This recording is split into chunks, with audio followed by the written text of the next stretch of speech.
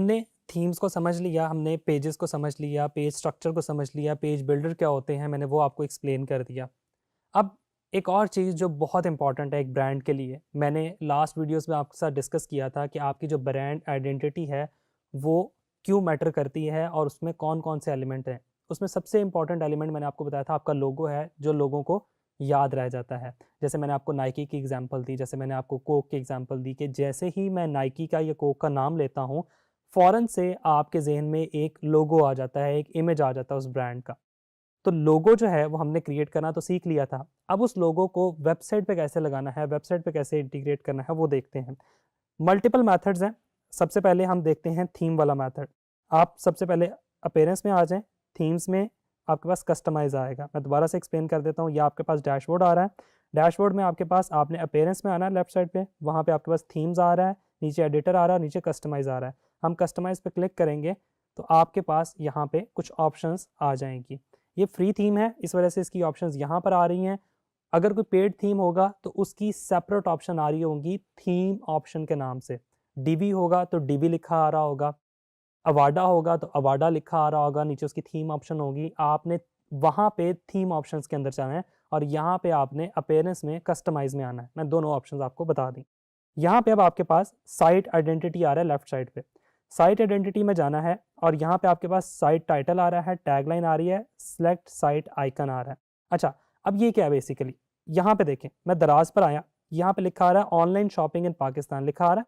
मैं इस पे हॉवर करता हूँ तो यहाँ मुझे कंप्लीट टेक्स्ट लिखा आ रहा है online shopping in Pakistan, fashion, electronics and grocery. ये बेसिकली दराज का टाइटल और टैगलाइन है। मैं वापस आता हूँ, मैं चाह रहा हूँ मेरी भी वेबसाइट की कोई टाइटल और टैगलाइन हो। हमने इसका नाम क्लोथिंग अटायर रखा था तो मैं टाइटल में क्लोथिंग अटायर डाल देता हूँ, टैगलाइन में मैं कोई टैगलाइन डाल देता हूँ main classy shooting.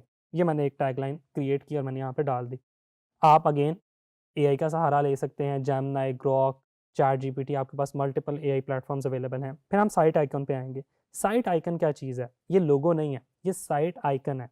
Site icon basically favicon होता है। ये जो नज़र आ रहा है ना आपको छोटा सा, दराज की अगर मैंने वेबसाइट खोली है तो ये छोटा सा आपको यहाँ पे नज़र आ रहा है। मैं फेसबुक खोलूँगा तो आपको टैब के ऊपर छोटा सा एफ लिखा नज़र आएगा। मैं गूगल खोलूँगा तो आपको एक बड़ा सा जी लिखा नज़र आएगा। ये सारे के सारे बेसिकली आपके फेविकॉन है। मैं यहाँ पे वापस जाता हूँ।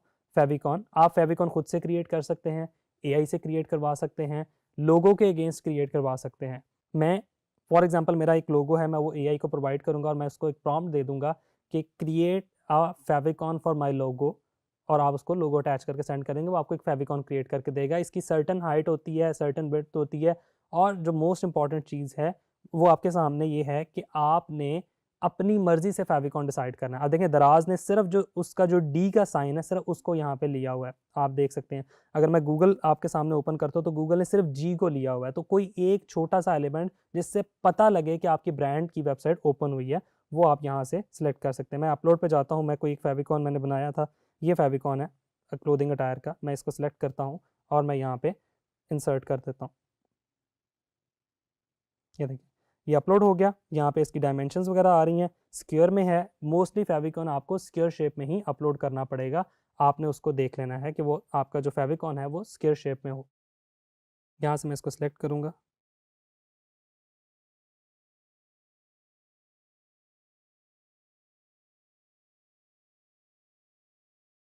ये आपके पास नेक्स्ट स्टेप पे पूछेगा कि आपने अपने फेविकॉन को क्रॉप करना है, उसको स्मॉल करना है, तो आप उसको इस तरह से सिलेक्ट कर लीजिएगा जितना आप उसको चाह रहे हैं। अगर आप उसको क्रॉप नहीं भी करना चाह रहे तो स्किप क्रॉपिंग कर दें, अदरवाइज क्रॉप इमेज पे करेंगे तो यहाँ पे आपको प्रीव्यू दे रहा है कि आपका फेविकॉन कुछ इस तरह से नज़र आएगा। अब मैं क्रॉप इमेज पे क्लिक कर देता हूँ, वो क्रॉप करेगा और उसके बाद इसको वेबसाइट पे फेविकॉन में ऐड कर देगा। यहाँ पे देखिएगा आपको साइट आइकन लोड होता हुआ नज़र आ रहा है। साइट आइकन यहाँ पे लोड हो जाएगा, ऊपर भी आ जाएगा। आप पब्लिश पे क्लिक करेंगे तो अब आपकी वेबसाइट पे ये लाइव चला जाएगा। ये देखें, जैसे मैंने क्लिक किया यहाँ पे आपके सामने नज़र आ रहा है कि जो साइट आइकन था वो चेंज हो गया। इसके बाद मैं वापस आता हूँ। अब बात करते हैं लोगो की कि लोगो कहाँ अपलोड करना है। हर थीम के अंदर लोगो की ऑप्शन डिफरेंट होती है। यहाँ पे लोगो की ऑप्शन आपको शायद नज़र ना आए उस तरह से, क्योंकि ये एक फ्री थीम है। हम कस्टमाइज हेडर फुटर क्रिएट करेंगे और कस्टमाइज हेडर फुटर के अंदर भी आप अपना लोगो इंटीग्रेट कर सकते हैं। फेविकॉन का तो आपको समझ आ गया। अगर आपका कोई पेड थीम होगा तो पेड थीम में आपके पास लोगो डायरेक्ट अपलोड करने की ऑप्शन आ रही होगी। या अगर आप कोई और थीम इंस्टॉल करते हैं तो वहाँ पे भी आपके पास लोगो अपलोड करने की कस्टमाइज़ के अंदर ही ऑप्शन आ रही होगी। यहाँ पे इस थीम में हमारे पास ऑप्शन नहीं आ रही, तो अब हम हेडर एंड फुटर कस्टमाइजेशन पे जाएंगे और वहाँ पे चल के देखेंगे कि हम वहाँ से लोगों को किस तरह से वेबसाइट के अंदर अपलोड कर सकते हैं। Thank you.